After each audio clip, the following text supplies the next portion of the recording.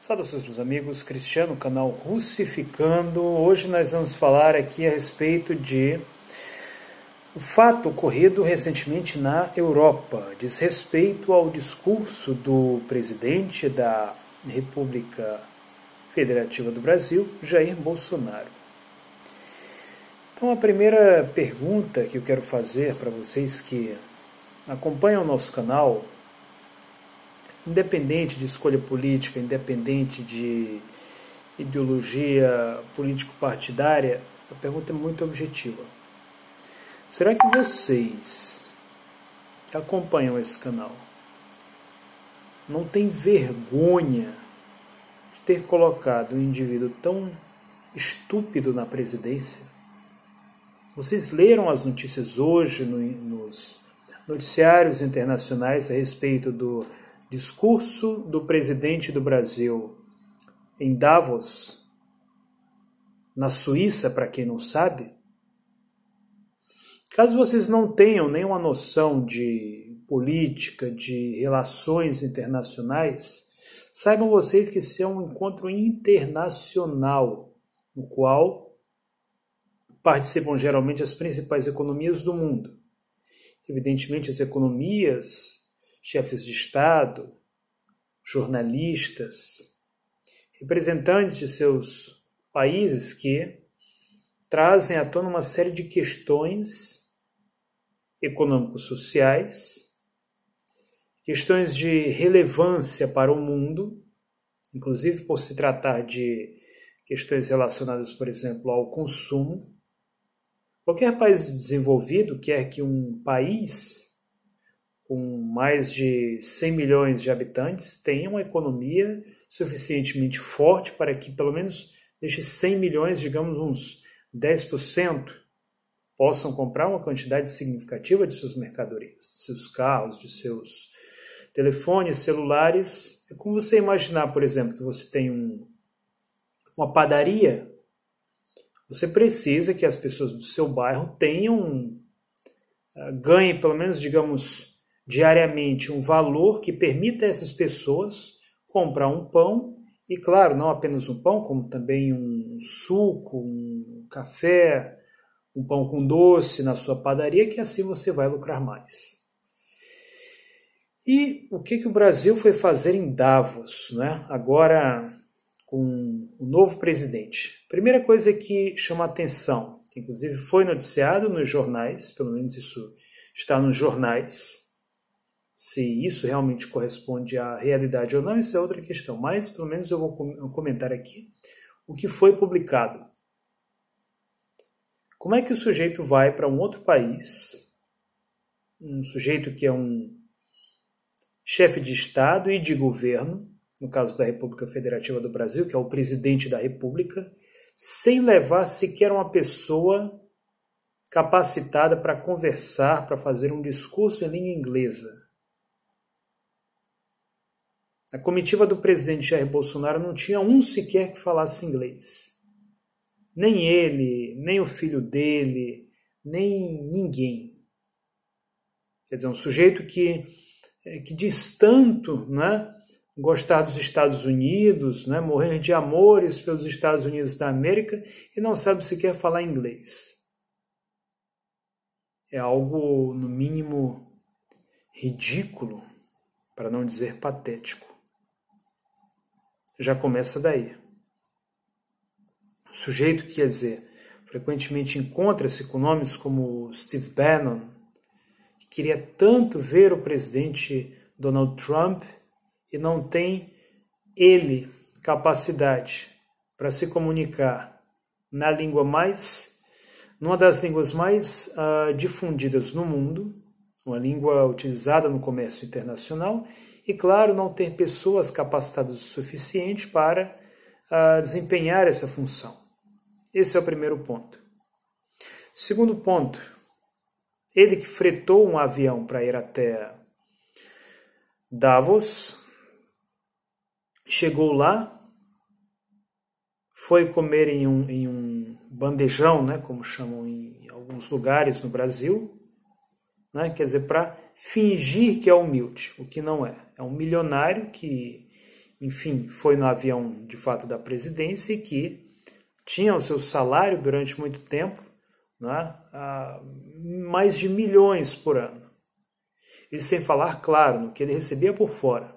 Agora está sendo conduzida uma investigação no Brasil relativa ao senhor Flávio Bolsonaro. O senhor Flávio Bolsonaro que, segundo indícios, eu aqui não vou fazer acusações até porque eu não tenho provas, mas há indícios de que ele recebeu dinheiro por fora, atuou como caixa 2. E o que é mais vergonhoso, ele chegou a ponto de chorar e ainda usando a bandeira do Brasil como se fosse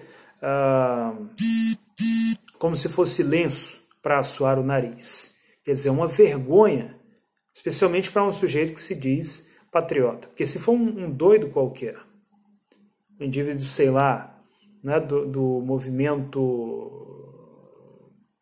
enfim, algum movimento aí pós-moderno, né, como alguns aí que chegam a ponto de queimar a bandeira do Brasil, até que segue uma lógica. Mas para um sujeito que se diz patriota aparecer num vídeo assoando o nariz com a bandeira do Brasil, chorando lágrimas de crocodilo, isso é uma vergonha. E vocês querem dizer que um homem desses é um patriota? Quer dizer, que incoerência enorme. Mas voltando aqui para o caso do pai. Toda essa palhaçada, todo esse circo para aparecer na mídia, né, pagando de humilde, que ele não é, foi depois fazer um discurso na Suíça, um discurso para o mundo todo, um discurso que foi inclusive criticado por jornalistas internacionais, e com toda razão, no qual este perfeito idiota colocado agora na presidência, em vez de tratar de questões sérias relativas à economia, à sociedade brasileira, aos desafios, em vez de falar sobre um plano econômico, foi falar de quê? Simplesmente dizer que tudo ia ser resolvido pelo ministro dele e, claro, o principal, chamar, né, pelo menos a melhor parte, chamar as pessoas para ir passar as férias no Brasil. Um discurso de apenas 5 minutos apenas, no qual o objetivo principal era chamar o pessoal para passar férias no Brasil. Pelo amor de Deus, como é que um sujeito não tem vergonha na cara dele de fazer um discurso desse? Era melhor publicar isso no Twitter. Toda aquela abobrinha que ele fala durante 5, 6 minutos ali era coisa para sair no Twitter. Isso não é coisa para estar falando, né, num fórum internacional. Até uma criança escreveria um discurso melhor que aquilo. Pelo que eu bem me recordo, ele fez esse discurso lendo, né? Ele leu o discurso dele, o que demonstra, claro, que é um presidente muito mal assessorado. Até um discurso tão pobre, tão vazio de conteúdo como esse. Um discurso que muito mais parece com como é que eu posso dizer? Muito mais parece com uma conversa de bar, né? Tipo, você chega, sei lá, num bar em Paris, né? Seja em Amsterdã, seja em Copenhague, e você diz, a pessoa, apareça lá pelo... você chega no África, né, em São Petersburgo, no Bar África, aí diz, apareça no Brasil, passe suas férias lá. Se uma pessoa comum dizer isso, é algo totalmente trivial, mas, quer dizer, um chefe de Estado que vai fazer um discurso num fórum internacional, é uma coisa completamente sem lógica. Depois ele ainda chega a ponto de falar umas coisas completamente inconsistentes. Porque o Brasil é o país que mais tem florestas no mundo, o que não é verdade. O Brasil fica em segundo lugar, depois da Rússia. A Rússia é o país que mais tem florestas no mundo. De fato, se nós falarmos em questões proporcionais, aqui para se falarmos em proporções, realmente o Brasil tem mais florestas do que qualquer outro país, porque é uma área de 49%. A Rússia, se não me engano, são 40%. Porém, é um fato que grande parte dessa floresta que há no Brasil fica na Amazônia. O Brasil não tem sequer parques florestais. Você vai a uma cidade como Fortaleza, por exemplo, tem um parque florestal somente, que fica na saída da cidade, somente um. Numa cidade como São Petersburgo, por exemplo, você tem... São Petersburgo deve ser comparado com o Rio, né? Comparar São Petersburgo com Fortaleza é uma injustiça sem tamanho. Apesar de que Fortaleza é uma cidade no Brasil que tem todo o porte, e acredito que um dia deve exercer no Brasil o mesmo papel que São Petersburgo exerce aqui na Rússia. Porém, o fato é que você tem, por exemplo, em São Paulo, o Parque do Ibirapuera. O que mais você tem, além disso? Você pega uma cidade como Moscou, você tem inúmeros parques ecológicos. Você pega, por exemplo, São Petersburgo, você tem você tem passeios públicos aqui. Você tem um parque de Shuvalovo, parque florestal. Você tem um jardim de verão. Você tem o parque de Alexander. Você tem o Parque da Vitória, o Parque da Vitória Moscovita. Você tem o Parque da Vitória que tem no norte da cidade, que fica na ilha de Santa Cruz. Você tem parque aqui para tudo quanto é lado. Parques com muitas árvores, né? Você tem o Parque de Sosnovka, no qual eu aprendi a andar de esqui. Você tem inúmeros parques aqui. Parques ecológicos, com muitas árvores, né? Em alguns você vê até esquilos, vê pássaro lá, vê cisne, vê todo tipo de bicho que você imaginar. Não vê macaquinho, como você vê nos parques do Brasil, mas você vê bicho lá. Então, quer dizer, aqui a ideia de floresta, num país como a Rússia, é muito mais acessível para quem vem por aqui. Você pegou o trem aqui, foi para a floresta, pronto. Acampa lá, dorme, né? Dorme até na neve, como eu já fiz em mais de uma oportunidade, como tem amigo meu que faz, isso sem risco nenhum. No Brasil é um perigo isso aí. No Brasil é um perigo. Você sai sozinho para uma floresta, você tem... O primeiro risco que você tem é o de bandido, né? Perigo não é nem cobra, não é sussuarana, não é onça pintada. O primeiro perigo de tudo é bandido. Já começa daí. Segundo, que o Brasil não é dos brasileiros. O Brasil não é dos brasileiros, não. O Brasil é do latifúndio. Você viaja pelas estradas do Brasil, para tudo quanto é lado é terra com cerca. Quer dizer, você não pode entrar ali, porque não é terra sua. Não é como, por exemplo, aqui na Rússia. Você está viajando, desceu numa estação de trem, vai para o meio do mato, pronto.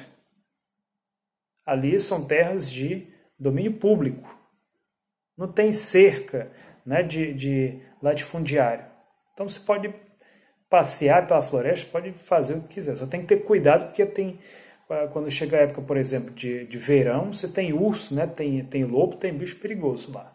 Então tem essa questão aí. Além de outros animais, como por exemplo, até muito mais perigosos como o alce, né, se bem que o alce você pode fingir de morto para escapar dele, ou o javali, que é o mais perigoso de tudinho, que o javali ele tem a vista ruim, então uma vez que você está perto dele, ele vai atacar com toda a ferocidade.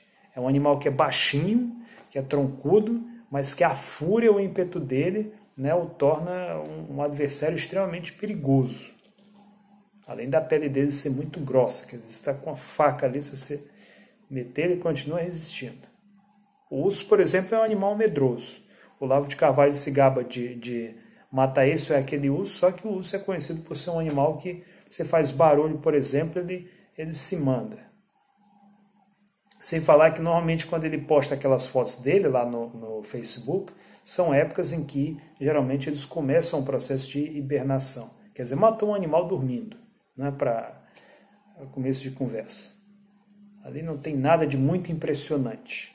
Eu digo que eu estudo aqui o habitat dos ursos e conheço também quem caça esse tipo de animal. Então esses truques aí, né, não são segredo nenhum para mim. E claro, né, isso no Brasil não se restringe apenas a florestas. O Brasil é um país que tem uma péssima infraestrutura de turismo. O Brasil, você quer viajar, por exemplo, outro dia eu estava conversando aí com a família, gente querendo ir para o Rio de Janeiro, R$ 1.500 para você viajar do Nordeste para o Rio de Janeiro. Quer dizer, um preço absurdo.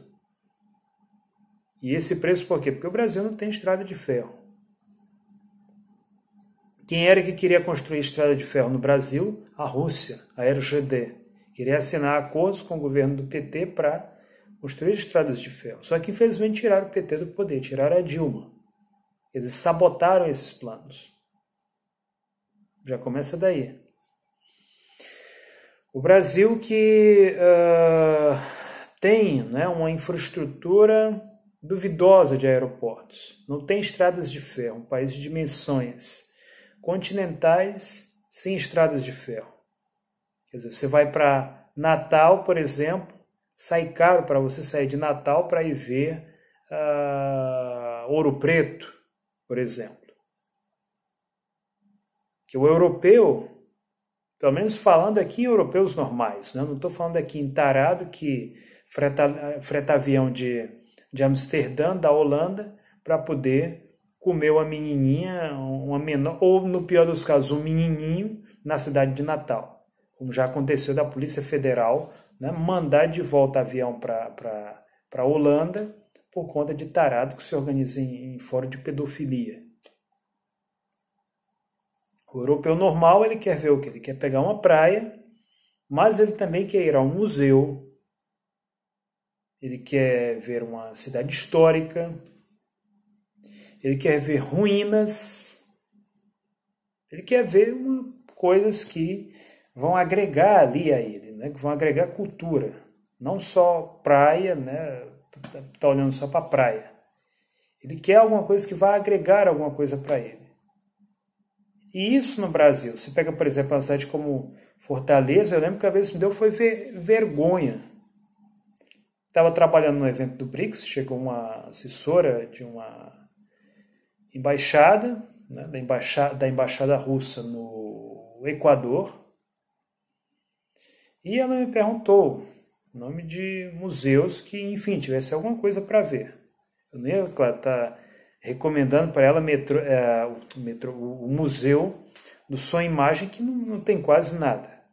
É claro que interessante isso, tá, mas convenhamos que não tem praticamente nada nesse museu. Muito pequeno. Essa que é a realidade. E foi recomendar os museus, tinha basicamente o quê? Só Dragão do Mar, Museu do Ceará, e, enfim, né, o museu trouxe alguma coisa de vergonha para mostrar, basicamente só tinha esses dois. Uma cidade com quase 3 milhões de habitantes. Então, quer dizer, eu como cearense, como uma pessoa de Fortaleza, na ocasião eu fui com vergonha total na ocasião. Porque você, ao mesmo tempo, também é responsável por isso. E esse é um problema que as cidades brasileiras têm. Você tem Natal, você tem o Forte dos Reis Magos. O que mais você tem além do Forte dos Reis Magos? Não tem quase nada. Essa aqui é a realidade. Então já começa daí. Isso por quê? Porque o incentivo à cultura no Brasil é muito baixo. Muito baixo, baixíssimo. Continua pelo fato de que a infraestrutura é ruim. Isso envolve o próprio transporte público. Não há estímulo para o jovem e mesmo para o adulto, né, para o idoso, para qualquer pessoa visitar um museu. Museus que, por sua vez, deveriam ser pagos, né, até como uma forma de financiar esses museus, e, claro, ter alguma coisa lá para, digamos, movimentar as finanças do museu. Nem que seja um souvenir, vamos botar aqui um soldadinho de chumbo aqui do Lampião, com a melhor pintura, vamos contratar aqui artesãos para fazer esse trabalho. E, por sua vez, esses museus serão fábricas sem chaminé. Não existe, infelizmente, essa filosofia. Então, quer dizer, são inúmeros problemas. Ele simplesmente fala coisas... quando o presidente vai lá e fala, né, venham visitar o Brasil. Como se alguma coisa estivesse sendo feita para melhorar a infraestrutura desse mesmo Brasil. Como se alguma coisa estivesse sendo feita para elevar o nível da cultura no Brasil. Quando nós vemos que, na realidade, é uma situação completamente contrária a isso. Cadê o museu agora? O Museu Nacional pegou fogo no Rio e o presidente sequer sabia, né? Coitado, né? Deve ter crescido numa favela, nunca deve ter tido acesso à educação para saber que existe uma profissão chamada restaurador, que restaurador, como o próprio nome diz, é uma pessoa que restaura. Claro que não vai restaurar tudo que foi perdido, mas, enfim, alguma coisa pode ser recuperada. Ou seja, nós temos aqui uma figura patética que envergonha não só o Brasil, como, antes de qualquer outra coisa, os brasileiros. Foi para isso que vocês saíram às urnas em outubro de 2018? Ridículo.